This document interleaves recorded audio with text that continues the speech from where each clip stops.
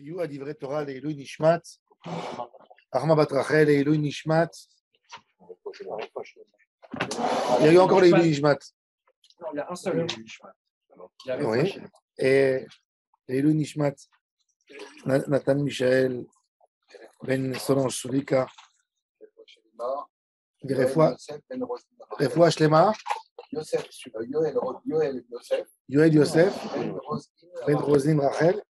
Et les refouas shelema de Daniel, Hana bat Arlet Rivka, et Sarah bat Frechagila, et Yosef ben Esther, et Yaou ben Chaya, et Baruch ben Chaya. Et il a tztacha pour tout l'âme Israël. Et notre cher ami Claude Gage, Shakash Baruch Hu lui envoie refouas shelema. Amen. Amen. On a quelque chose de très intéressant. La première mitzvah du juif, c'est de se faire un calendrier. C'est la première mitzvah de la Torah. Avant Korban Pessah, à Chodesh Hazeh Lachem, Rosh Chodashim. Rosh Chodesh Nissan. Vous savez que ce soir, chez les musulmans, ils commencent le Ramadan. Alors, le nom, ils ont des noms selon des événements. Ramadan, Sha'ban et les autres. Chez les chrétiens, il y a des noms de personnes aussi. Le mois d'août, Augustin, etc. Dans le Ham Israël, on nous demande de faire un calendrier avant d'avoir des fêtes. Et si on regarde plus, un peu plus, Akadosh Baruch Hu, quelque part, était précipité pour avoir ce calendrier avant de pouvoir donner, parce que donner des noms au mois, c'est seulement des événements qui vont se passer dans le Ham Israël. Par exemple, le mois de Sivan, il s'appelle Chodesh Ziv. Oui. Il s'appelle Chodesh Ziv. Le mois de Sivan, il s'appelle Chodesh Ziv. Mais la Torah a été précipitée. Elle a dit Chodesh Ashlishi. Dans les noms de la Torah, il y a Rishon, Sheni, Shlishi, Revi. Ce sont des noms, des numéros. Alors pourquoi ne pas attendre un peu pour faire une nation? Quand on a une nation, on va faire des événements. Et selon ça, on va créer notre calendrier. Qu'est-ce qui est tellement important d'avoir un calendrier? Bon, vous allez me dire que le calendrier, c'est pour fêter nos fêtes juives. D'accord. Mais avant de fêter les fêtes, il faut qu'il y ait un peuple juif. On est bien d'accord que le peuple juif n'a pas été créé tant qu'ils ne sont pas arrivés à Matan Torah. Ce qui veut dire 50 jours après la sortie d'Égypte. Ça prend du temps pour faire un peuple. Calendrier, calendrier, calendrier. Première mitzvah de la Torah.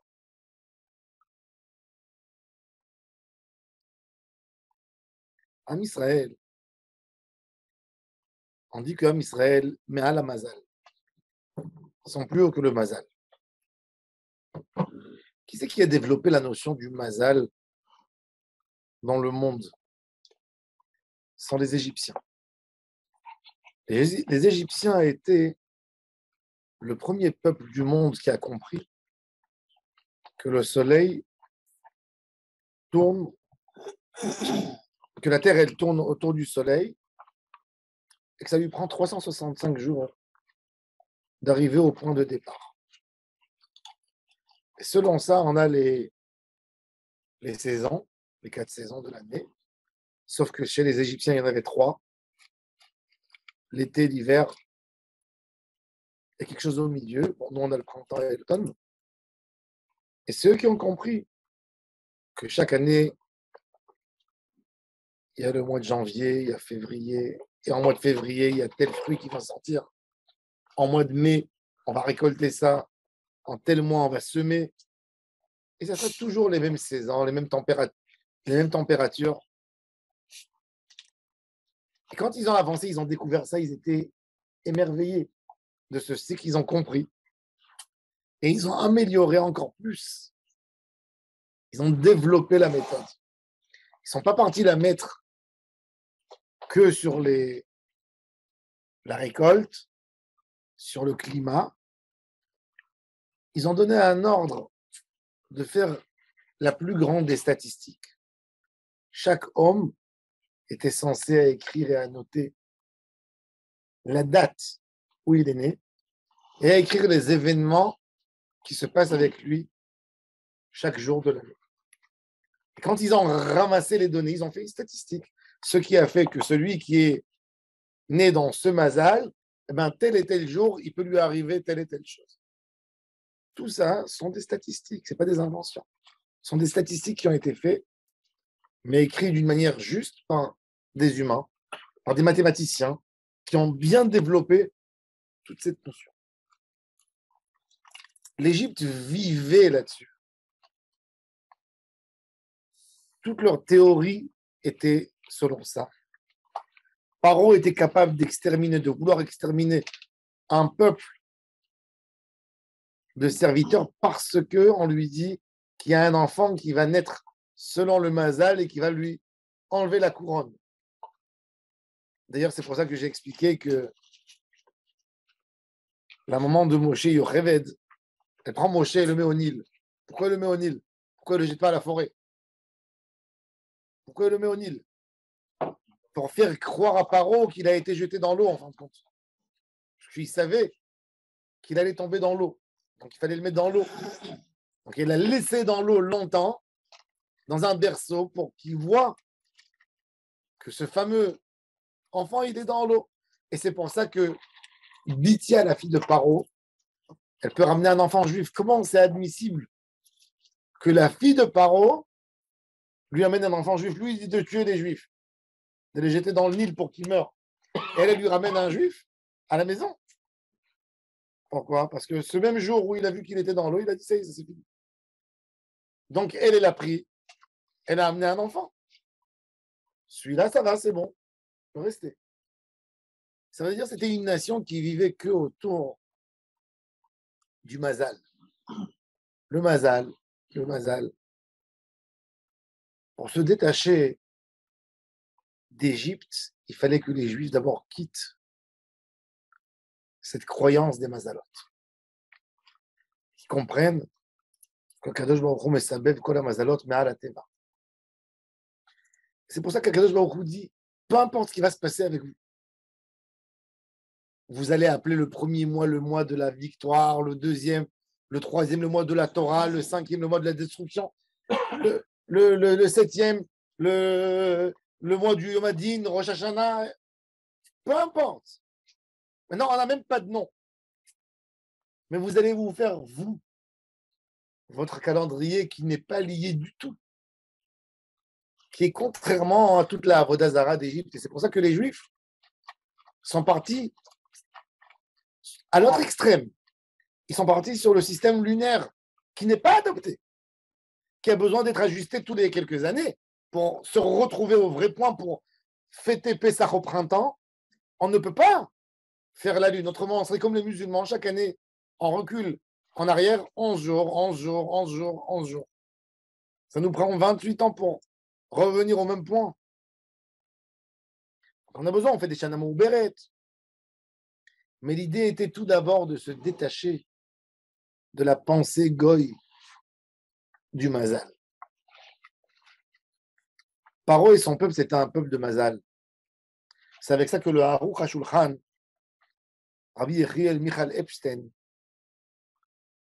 dans son livre Aruch HaShulchan, au début du Ilchot Pesach, fait une très belle introduction. Et il parle là-bas, Rabbi Yechiel Michal Epstein, c'était le papa de l'auteur du livre Torah Temima, celui qui connaît le Torah Temima. Eux, à la base, c'est une famille, c'est la famille Benisti. Après l'expulsion d'Espagne, ils sont partis s'installer dans la ville Epstein en Allemagne. Tous les Juifs qui portent le nom Epstein sont des originaires de Epstein. Oui, et cette famille Benisti s'est partagée en trois. Une partie est partie habiter à Königsberg, donc il s'appelle Königsberg. Une partie à Karelitz, c'est la famille du Chazon Ish, mais à la base, c'est des Benisti. Et Epstein aussi. Donc lui, il explique quelque chose, il dit, regardez quelque chose d'incroyable. Il dit dans les 10 plaies que Pharaon a reçues, quand on lit dans la Torah, on voit quelque chose d'incroyable. on voit que les premières plaies, Paro a très peur. Il appelle chaque fois Moshe. Je t'en supplie, prie pour moi. Prie, c'est moi le fauteur, c'est Hachem le tzaddik. Et les dernières plaies deviennent de plus en plus virulents, à tel point qu'il dit à Moshe Rabbeinu, 3 plaies avant la fin, il dit attention, méfie-toi, le jour où tu me verras, je vais te tuer. Bref, après, en pyjama, il court pour demander. Mais c'est écrit même dans la Torah que le jour où il y a eu la plaie des Bérorot qui sont morts, Paro, il se lève en pleine nuit et il crie. Catastrophe. Comment il est parti dormir? Paro était aîné. Le seul aîné qui n'est pas mort, c'est Paro. Seul. Et il n'avait pas une promesse comme que Poutine a promis à Zelensky qu'il ne va pas le tuer. Il n'avait pas de promesse. Il a vu que 7 pleurs se sont réalisés mot à mot. Il est fou d'aller dormir. Il explique, le Rav Epstein. C'est quoi l'idole des Égyptiens? Non. L'agneau. L'agneau.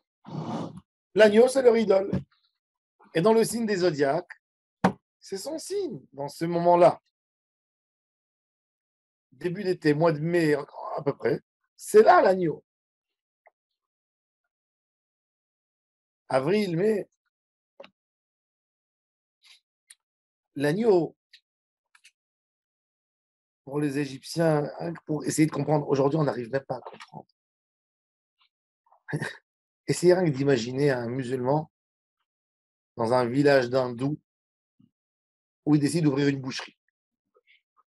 Et il accroche dans la boucherie du bœuf, une vache. Il se fait lyncher aujourd'hui. Et il reste rien de lui.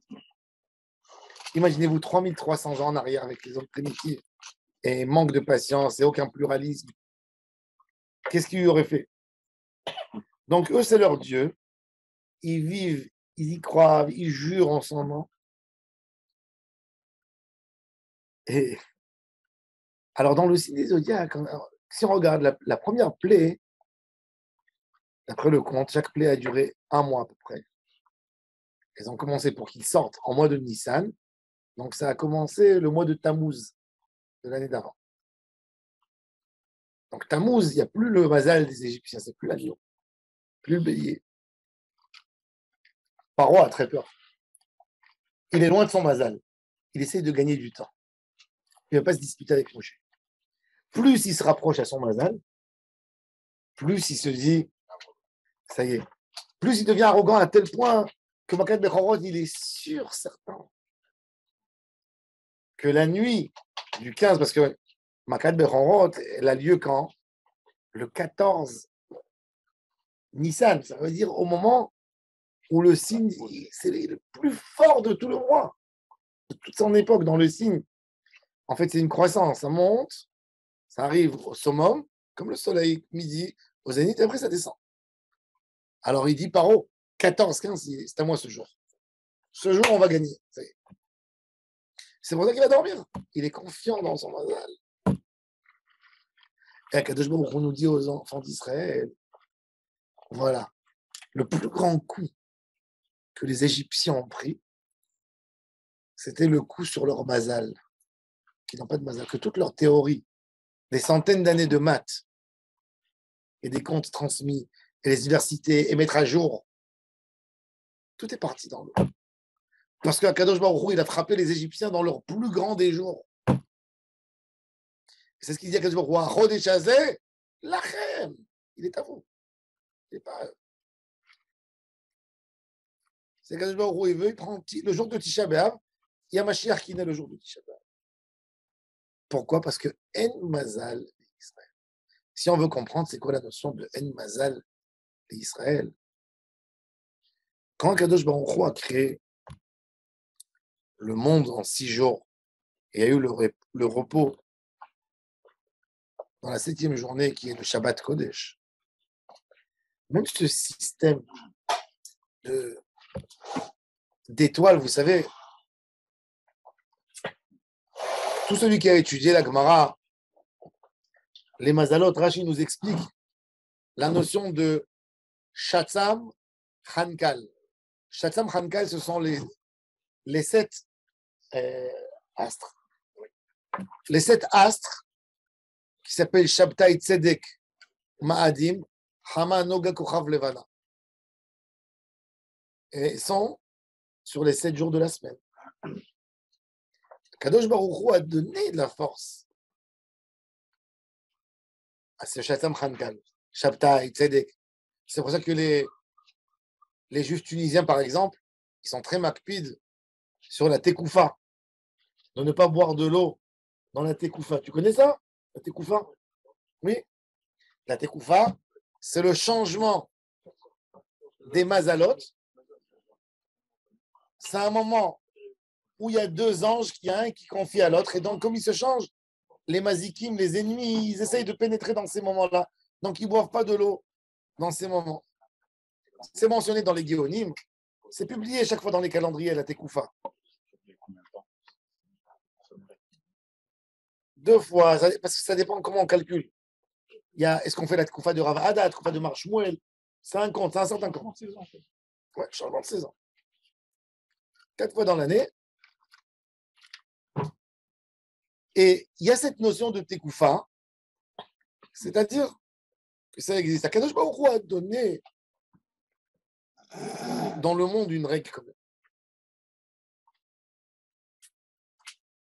la Gemara, dans le traité Shabbat, elle dit aussi, elle parle de Mazalot. D'ailleurs, il faut savoir que le Mazal de l'homme, il n'est pas d'après le calendrier hébraïque. Ça, il faut dire le Hémet. Il faut suivre le calendrier Goy. Le vrai Mazal de l'homme, c'est selon le soleil, c'est pas selon la lune. Selon la lune, ça bouge. Logiquement, c'est selon le soleil. Comme ils font chez les chrétiens. Mois de janvier, ouais. C'est ça le vrai Mazal. Alors, est-ce qu'il nous influence? C'est encore une autre chose. Mais l'idée, même la Gemara nous dit, dans le traité Shabbat, la Gemara dit, celui qui va naître dimanche, il a tendance à faire ça et ça. Celui qui va naître lundi, il a tendance à faire celui qui va naître. Alors, c'est déjà, on voit que même la Gemara, elle a fait cas. Alors, pourquoi on s'en moque tellement du Mazal? Non, on s'en moque pas. Kadosh Baruch Hu a donné la permission aux astres de gouverner le monde, oui. Kara la Shemesh va'Yizracho. Le soleil domine la journée. L'étoile domine la nuit. Même Shelet Balaïla. Il a dit Velimshol Bayom ou Balaïla. Ils ont une gouvernance. Ils ont une force. Les étoiles ont leur force. Même quand on ne comprend pas. Mais avec la gravitation, par exemple, les étoiles font pousser les légumes et les fruits. Les légumes poussent la nuit. On peut voir ça, il y a une sorte de concombre. Farkos. Oui, il y a le concombre, il y a 2 variétés de concombre. Il y a le khiyar, c'est le petit concombre. Et le farkos, c'est le grand concombre qui tombe comme un serpent. Et il pousse la nuit. En une nuit, il pousse 15 cm. Vous voyez, c'est comme ça, il pousse. Il pousse dans les montagnes, normalement. C'est un concombre que quand vous le cassez dans la chambre, vous sentez l'odeur du concombre jusqu'à l'autre bout de la chambre. Ça, il est savoureux, c'est le premier concombre avant d'être adopté, avant de changer. Mais il pousse, pourquoi? Avec quelle force? La force de la gravitation. Ce que les fruits sortent, les légumes sortent de la terre, c'est la gravitation des astres qui les tirent pour sortir. Il y a une force. Ils montent vers le haut. Et Akadosh Baruch Hu a donné des forces à beaucoup de choses dans la nature. Mais Akadosh Baruch Hu nous dit un chidouche. Oui, j'ai fait 2 mondes parallèles. Moi, je ne suis pas lié à Akadosh Baruch Hu. Il dit, moi, je ne suis pas lié au Mazal. Celui qui veut me donner la main, lui aussi, il marche avec moi. Il sort du Mazal. Le monde entier, il a un Mazal. C'est pour ça qu'on dit En Mazal et Israël. Mais les Goïm, Oui, ils sont dirigés par le Mazal. C'est Akadosh Baruch Hu qui a sous-traité. Il a dit, vous traitez le monde. Comme on a les Shivim Sarim de Umot HaOlam, il y a les 70. Hachem, il a mis des malachim pour les tfilotes. Il y a des démons. Il y a des mazikim. On sait malachav rochot, mais charetav eshloet. Il a des malachim, il a des... Mais à Kadosh Baruch Hu, le secret du Ham Israël, c'est que si on se colle à Hachem Yitbarach, on n'a rien à craindre. On n'est pas lié à aucun mazal. Comme on voit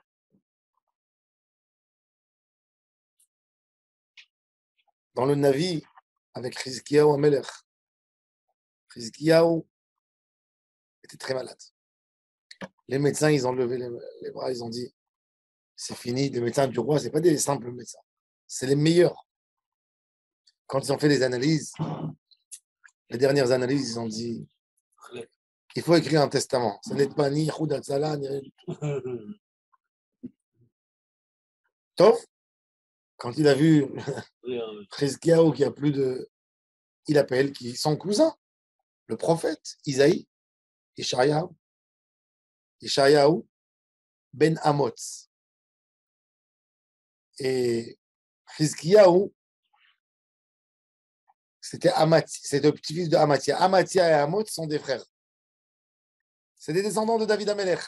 Yeshayahu, le prophète, il aurait pu être, c'est un descendant de David. Il aurait pu être roi. Il y avait du sang royal. Il pouvait gouverner.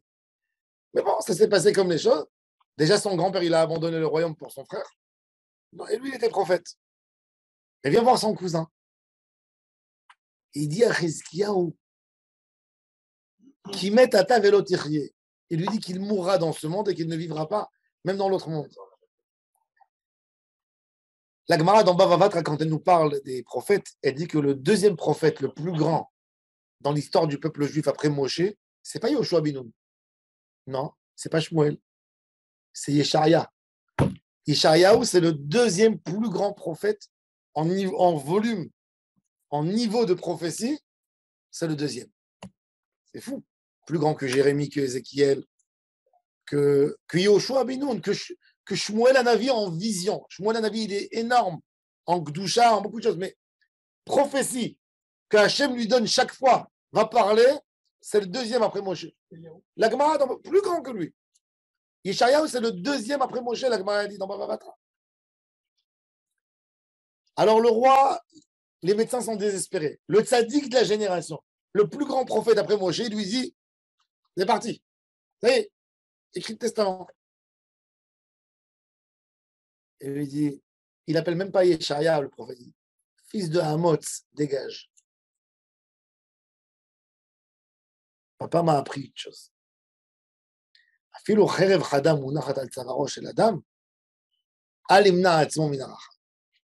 Même s'il y a une épée avec une lame très fine, elle est déjà sur le cou. Daesh, vous avez vu quand ils ont fait les choses. Elle est déjà sur le cou, elle touche le froid de la lame. Quand tu lui as prié, ça, tu peux être sauvé. Et il nous a montré, Hachem lui a ajouté 17 ans, il a négocié pas le terrain. Il a eu que je roule à prolonger sa vie. C'est-à-dire que quoi? Et une mazal bichlal. Mais c'est de Hanagot. Celui qui veut vivre, il a sa retraite, il a ses assurances, il a l'assurance. Si l'assurance ne fonctionne pas, il faut aussi une assurance. Il a ça, il a ça. Alors, il rentre dans un système où il est casé par des organisations. Vous avez vu une banque qui gère 270 milliards de dollars en 24 heures. Maintenant, c'est Crédit Suisse. On ne sait même pas qui sont les prochaines. Vous savez combien de fonds, combien d'argent elle gère la banque Crédit Suisse? Quel dégât! Pourquoi? Parce que les Saoudiens ont dit qu'ils ne vont pas soutenir. Ils ont mis la panique, tout le monde veut tirer l'argent. Il n'y a plus de liquidité. Et de là à un faillite, c'est 24 heures. 24 heures. Ça, c'est l'homme. Ça, c'est Ben Adam Shein Lo Teshua. Ça, c'est ce vaut un homme. Akadosh Baruch Hu, il dit, tu veux faire des assurances, tu veux compter sur Generali, tu veux compter. Et bah, compte sur eux. Le jour où ils auront un problème, tu as un problème. Mais moi, je te promets quelque chose d'autre. Donne-moi la main. Et c'est moi qui te conduis. Et ça, c'est la Emouna Pshuta. Ça, c'est le Inyan. Ce qu'Akadosh Baruch Hu, il a dit, n'appelez pas des noms en moi. Dites Rishon, Sheni, on ne sait même pas comment on va appeler notre mois. On n'est même pas encore organisé, Arm Israël. Ils n'ont même pas reçu la Torah, ils ne sont même pas encore un peuple. Mais on sait une chose. Notre calendrier, c'est selon Hachem. Après, on donnera les noms. Maintenant, on va sortir des. On ne sait pas ce qui va se passer demain. Renforcer en nous la Emouna, que Hachem est avec nous, même dans les situations, les moments les plus durs, les moments les plus compliqués. Alias, Venu, Ali Keshenu. Hachem, il est avec nous. Quand on veut voir Hachem, on le voit partout. On le voit comment il nous donne la main. Plus on l'appelle, plus il vient. Mais quand quelqu'un il a un problème, et la première chose, au lieu d'ouvrir un Tehillim, il appelle l'avocat ou il appelle le médecin, c'est au médecin de s'occuper. Il faut appeler un médecin. Mais fais-le après un Perek Tehillim. Première chose à faire, c'est crier à Hachem. Après, fais ton téléphone. Parce que le monde, Hachem, il va t'envoyer la Yeshua cachée. Il envoie la Yeshua cachée.